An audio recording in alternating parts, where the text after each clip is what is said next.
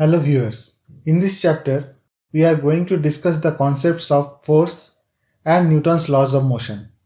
From our daily experience, we see to move a book, someone must push it. To stop a moving ball, someone must block it. Continuous effort is required to keep a ball moving in a circular path. And in spite of our best efforts, we often fail to move a very heavy object. In all the examples shown above, we are talking about force. We can define force as a push or pull which produces or tends to produce, stops or tends to stop motion in a body. This is an intuitive definition. Galileo Galilei worked to explain force quantitatively. He designed various inclined plane based experiments. It is observed when a ball rolls down an inclined plane, its acceleration increases. And if a ball rolls up an inclined plane, its acceleration decreases.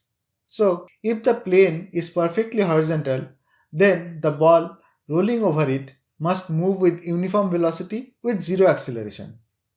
In the next set of experiments, a ball is released from some height and it is observed on the opposite side the ball reaches nearly the same height. If the inclination on the opposite side is reduced, then the ball can travel more distance, still it reached nearly the same height. From these observations, it can be said that in horizontal direction no force is being applied. Actually, the force we are talking about is the gravitational force. If we are able to make a sliding surface that is uniform and perfectly horizontal, then the ball should keep on rolling with uniform speed and no force should be acting on it. In practice, the ball stops after traveling some distance, but it is because of friction between the balls and the sliding surface. It is also shown if we can make the surface smooth, then the distance traveled by the ball increases significantly. Therefore, in ideal case, on uniformly moving object, no external force is acting. Here, we are able to link two important properties with uniform motion, that is, force and acceleration. If no external force is applied on an object, the object should be either at rest or should move with uniform velocity. This leads us to define force as an agent that produces or tends to produce acceleration when applied on an object. Just now we have understood that if an object is moving with some velocity, then it should be moving forever, until and unless some external force is applied to stop its motion. From our daily experience, we can say the force is required to start any movement. If force is not applied externally, then a static object will be at rest forever. So, there is a tendency of each object to maintain its state of rest and or motion. This property is defined as inertia. Inertia can be of three types. First is inertia of rest, then inertia of motion, and finally inertia of direction. The first two are self-explanatory, but what about the inertia of direction? We often see mud from the tire of a moving car comes out tangentially from the wheel. The inertia of direction is the reason behind this kind of observation. Until or unless some external force is compelling a moving object to move in a circle, it won't move in a circle. Rather, it will try to maintain its direction. From the works of Galileo Galilei and the concepts of inertia, Newton's first law is framed. It states that every object continues in a state of rest or of uniform motion in a straight line until or unless it is compelled to change its state of rest or of uniform motion. So, Newton's first law is based on inertia and it is giving us the definition of force. However, it is based on the concepts where no net external force is acting on any object. That is why we talk about uniform motion or about a state of rest. What if the objects are experiencing some external force? Let us see some examples and discuss various possibilities. A car can be easily pushed as compared to a lorry, and to achieve the same acceleration in both the vehicles, more force is required in case of heavier vehicle. Therefore, mass plays an important role in quantifying the effect of applied force on any object. In our next example, we emphasize on the velocity of the object. If a bullet is fired, then by virtue of its speed, it can break many earthen pots.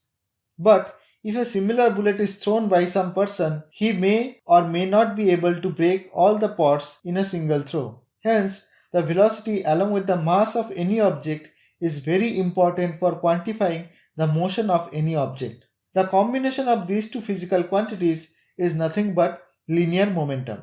Linear momentum of a body having mass m moving with velocity v is mv. It is a vector quantity whose direction is along the direction of the velocity of the object.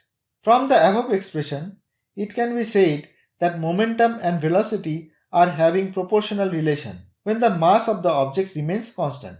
Momentum and mass are having proportional relation when the velocity of the object remains constant. And to keep momentum constant, mass and velocity must follow inverse relation. Now let us discuss what happens when the same amount of force is applied to two objects of different mass. In the example shown here, the same person is pushing a loaded truck and a car for the same time. In this process, both the vehicles are gaining some velocity. It is seen that the heavier moves with less velocity and the lighter vehicle is moving with higher velocity. On close observation, it will be clearer that in both the cases, the change in momentum will be the same if same force is applied for the same interval of time. Thus, the same force for the same time causes the same change in momentum for different bodies.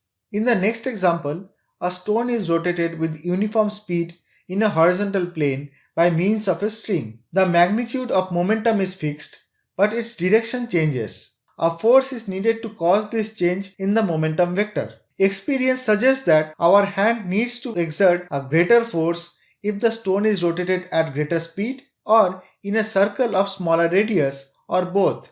This suggests that the greater the rate of change in momentum vector, the greater is the force applied. This statement is the foundation of Newton's second law, which states that the rate of change of linear momentum of a body with time is directly proportional to the net external force applied on it. And this change takes place in the direction of applied force. Mathematically, F is proportional to dp dt or F equal to ma.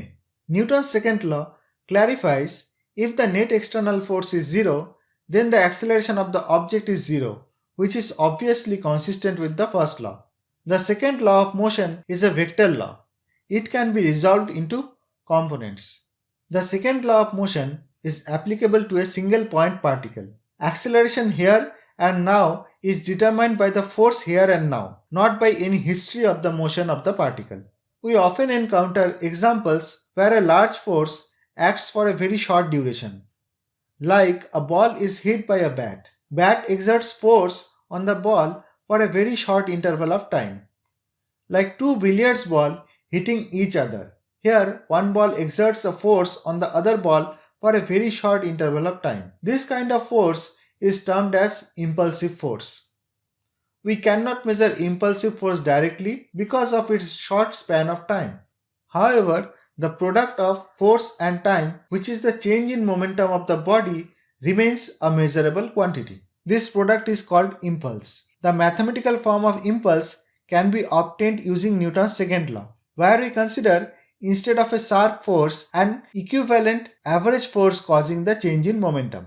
Impulse is a vector quantity and its direction is the same as the direction of change in momentum. Newton's first law provides a qualitative idea about force.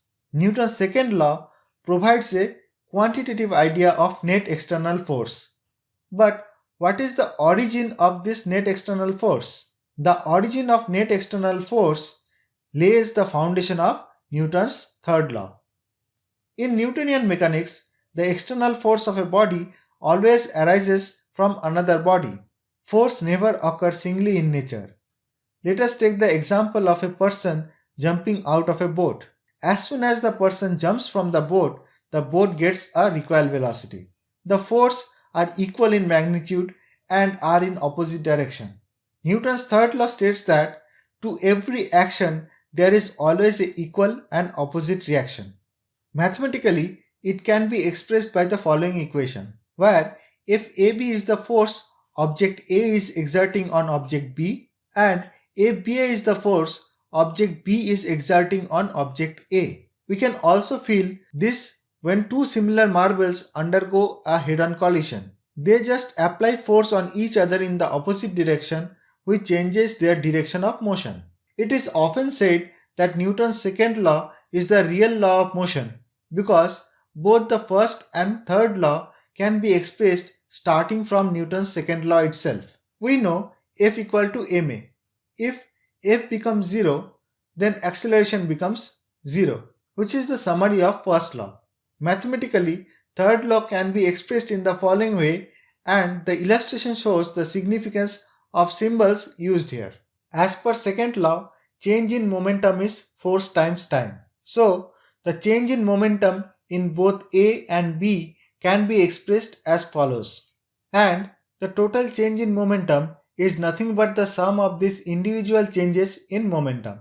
Now, if we consider both the balls are the part of the same system and no external force is applied on these balls, then net change in momentum must be 0, which provides us with the expression of third law. So far, the examples of forces we have taken are contact forces and mechanical forces. However, it is not necessary. Newton's laws of motion is equally applicable with non-contact forces like electromagnetic forces and gravitational forces.